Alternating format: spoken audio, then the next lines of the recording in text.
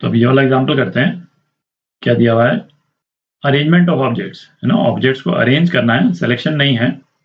When all of them are not different, that is some of the objects are identical. अच्छा, ये आप recall करें, जब permutation और कॉम्बिनेशन अपन ने शुरू किया था और काउंटिंग प्रिंसिपल्स को अपन डिस्कस कर रहे थे, तो ये केस अपन पहले डिस्कस कर चुके हैं। ठीक है, वहां पे अपन ने क्या डिस्कस किया था कि भाई जैसे यदि तो हमको डिफरेंट ऑब्जेक्ट्स को यदि अरेंज करना है, ये 3 डिफरेंट ऑब्जेक्ट्स हैं, इनको 3 प्लेसेस पे यदि हमारे को अरेंज करना है, तो अरेंज करने के टोटल तरीके कितने थे? 3 फैक्टोरियल। और वो क्यों? क्योंकि भाई जैसे इस स्पेस को भरने के लिए हमारे पास में 3 ऑप्शन है, फिर एक लेटर यहाँ पे आ जाएगा, है ना, दूसरे स्पेस को भरने के लिए 2 ऑप्शन रह जाएंगे, है ना, 2 लेटर्स बच जाएंगे, और लास्ट में 1 लेटर बच जाएगा। तो टोटल नंबर ऑफ वेज जिससे हम इन 3 लेटर्स को अरेंज कर सकते हैं वो इतना।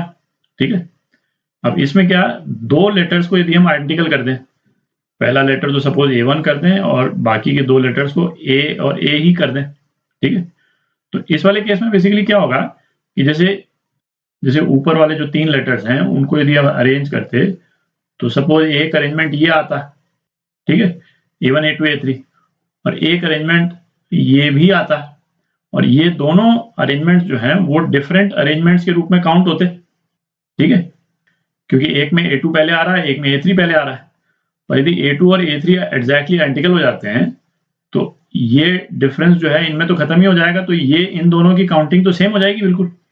ठीक है, तो ऐसे केस में अपन क्या करते थे कि टोटल नंबर ऑफ अरेंजमेंट्स को किससे डिवाइड करते थे कि नंबर ऑफ आइडेंटिकल आइटम्स जो हैं उनके फैक्टोरियल से डिवाइड कर देते थे। ठीक है, और नंबर ऑफ आइडेंटिकल आइटम्स के फैक्टोरियल से क्यों डिवाइड करते हैं? क्योंकि नंबर ऑफ आइडेंटिकल आइटम्स यदि डिफरेंट होते तो कितने तरह से अरेंज हो सकते थे, है ना, जैसे इस वाले केस में यदि 2 आइडेंटिकल आइटम्स हैं तो 2 फैक्टोरियल तरह से अरेंज हो सकते थे, है ना, जब डिफरेंट होते, मतलब A2 और A3 होते तो।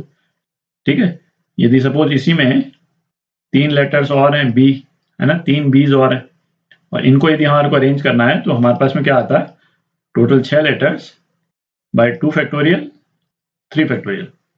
ठीक है, और ये हम फैक्टोरियल से डिवाइड इसलिए कर रहे हैं ताकि ये डुप्लीकेशन हट सके। ठीक है, तो ये तो अपन पहले डिस्कस कर चुके हैं, तो है ना, सेम प्रिंसिपल को अपन यूज करेंगे इस क्वेश्चन को करने के लिए, और इस क्वेश्चन में है ना और रिस्ट्रिक्शंस भी हैं, तो है ना उनको भी डिस्कस करेंगे। तो करते हैं, क्वेश्चन करते हैं। तो क्वेश्चन कहा है ना, first part, in how many ways can the letters of the word independence can be arranged if there is no restriction. तो इंडिपेंडेंस में कौन कौन से लेटर कितनी बार आ रहा है ना, उसको एक बार लिख लेते हैं। इंडिपेंडेंस में I तो एक बार आ रहा है, ठीक है, N जो है वो 3 बार आता है, D 2 बार आ रहा है ना, E जो है वो 4 बार आ रहा है, और एक P आता है और एक C आता है ना, टोटल कितने हो गए, 5 2 7 और 6 13 ना, और 13 लेटर का ये वर्ड है।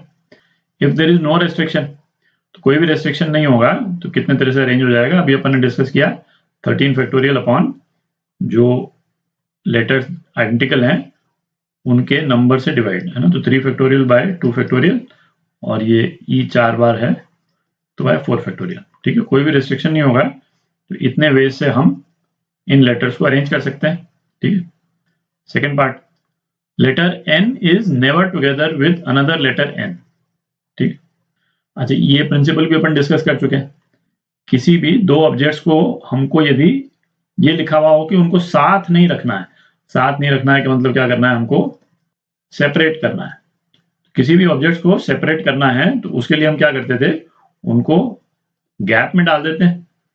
ठीक है, तो N जितने हैं, 3 बार N आ रहे हैं, उनको हमको सेपरेट करना है, तो पहले तो हम ऐसा करें कि जो बाकी लेटर्स हैं उनको अरेंज कर दें, इन लेटर्स को हम अरेंज कर देते हैं।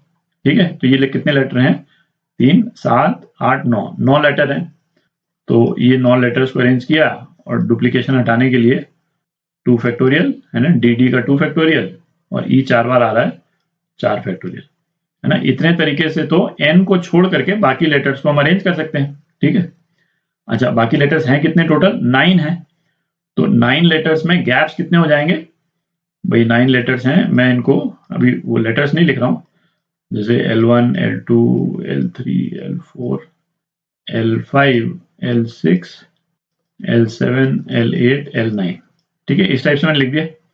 तो इन लेटर्स के बीच में गैप्स कितने हो जाएंगे?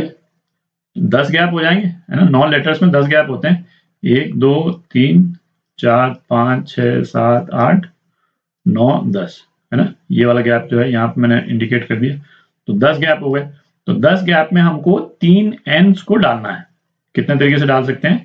बेसिकली 10 में से 3 गैप को हमको सेलेक्ट करना है, तो 10C3, ठीक है। तो इनमें से 3 गैप हमने सेलेक्ट कर लिए, और 3 एंड डालने का तरीका कितना होगा?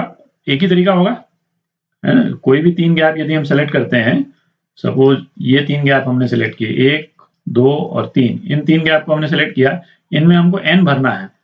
तो चूंकि आइडेंटिकल चीज भर रहे हैं, तो भरने का तरीका एक ही होगा। तो इंटू 1 मैं लिख नहीं रहा हूं, बट आप उसको इंटू 1 आप मान सकते हैं। तो ये हो गया, सेकेंड पार्ट का आंसर हो गया, ठीक है। थर्ड पार्ट करते हैं, थोड़ा क्लीन कर लेते हैं इसको।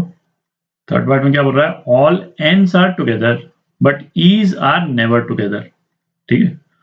तो ऑल एंड्स आर टुगेदर, तो ये भी अपन डिस्कस कर चुके हैं कि जब भी हमको एक से ज्यादा ऑब्जेक्ट को एक साथ करना ही है, मतलब कंपल्सरली एक साथ ही रखना है, तो उनको एक बॉक्स में डाल देते हैं, ठीक है। एक बॉक्स में डाल के उसको एक सिंगल ऑब्जेक्ट के रूप में ट्रीट करेंगे अपन, ठीक है। तो ईज को एक साथ नहीं रखना है, तो ई को छोड़ करके बाकी जितने ऑब्जेक्ट्स बच गए, कितने ऑब्जेक्ट बच गए, है ना, 1 तो आई हो गया, और ये 3 एन का एक सिंगल ऑब्जेक्ट बना दिया अपन ने। तो 1 2 3 4 5 6, है ना, 6 ऑब्जेक्ट हो गए अपने पास में, ठीक है। तो 6 ऑब्जेक्ट को अरेंज करने के कितने तरीके हो गए? 6 अपॉन, है ना, ये सिंगल ऑब्जेक्ट है, तो 3 फैक्टोरियल से डिवाइड नहीं करेंगे अपन, है ना, सिंगल ऑब्जेक्ट के रूप में आ रहा है, तो केवल 2 फैक्टोरियल से डिवाइड करेंगे, 2 डी का डुप्लीकेशन हटाने के लिए, है ना। इतने तरीके से तो हमने ई को छोड़ करके बाकी सबको अरेंज कर दिया। और ये कितने ऑब्जेक्ट्स हैं? 1 2 3 4 5 6, है ना। तो 6 ऑब्जेक्ट्स में अभी अपन ने डिस्कस किया 7 गैप्स होंगे, है ना। ई को हमको 7 गैप्स में डालना है, तो 7 गैप्स में अपने को ई डालने के लिए, 4 ई डालने के लिए 4 गैप्स चाहिए, तो 7C4, ठीक है। ये आपका थर्ड का आंसर हो गया। अब फोर्थ पार्ट करते हैं, थोड़ी जगह बना लेते हैं। Fourth part, neither all Ns are together nor all Es are together, ठीक है। तो जितने तरीके से ये अरेंज हो सकते हैं, उनसे हमको 2 केस हटाने हैं। कौन से केसेस हटाने? कि ऑल एंड्स एक साथ होने वाले, है ना, कुछ केसेस होंगे जहां पे ऑल एन एक साथ होंगे, और ऑल ईज भी एक साथ होंगे।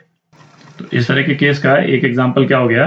जैसे N N N, E E E E, और उसके बाद में I D P D C, है ना, ये एग्जांपल हो गया। तो इस वाले केस में सारे एन भी एक साथ हैं, सारे ईज भी एक साथ हैं, है ना। अब, है ना, इसके जितने अरेंजमेंट्स होंगे वो हमको नहीं चाहिए, ठीक है।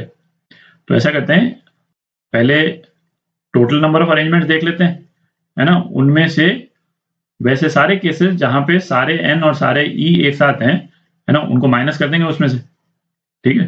तो टोटल नंबर ऑफ अरेंजमेंट्स जो हैं वो कितने हो गए? वो तो अपन ने शुरू में निकाला था, 13 factorial upon 3 factorial 2 factorial into 4 factorial, है ना, एन का, डी का और ई का, 3 2 4। ये तो टोटल नंबर ऑफ अरेंजमेंट्स हो गए, माइनस ऐसे वाले जितने केसेस, ये वाले जो केसेस बनाए ये हमको नहीं चाहिए, ठीक है। ये 7 हमको नहीं चाहिए, तो ये वाले केसेस कितने हो जाएंगे, है ना। एक बॉक्स एन एन एन का हो गया, और एक बॉक्स जो है 4 ईज का हो गया। ये सिंगल ऑब्जेक्ट की तरफ है, ये सिंगल ऑब्जेक्ट के तरह जो है वो काम करेगा। तो कितने ऑब्जेक्ट हो गए अपने पास?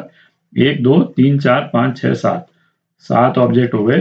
और इसमें डुप्लीकेट कितने हैं? केवल डी डुप्लीकेट है ना। एन और ई तो सिंगल ऑब्जेक्ट के रूप में काम कर रहे हैं, तो डी डुप्लीकेट है, तो 2 फैक्टोरियल, ठीक है। तो ये आपका आंसर हो गया।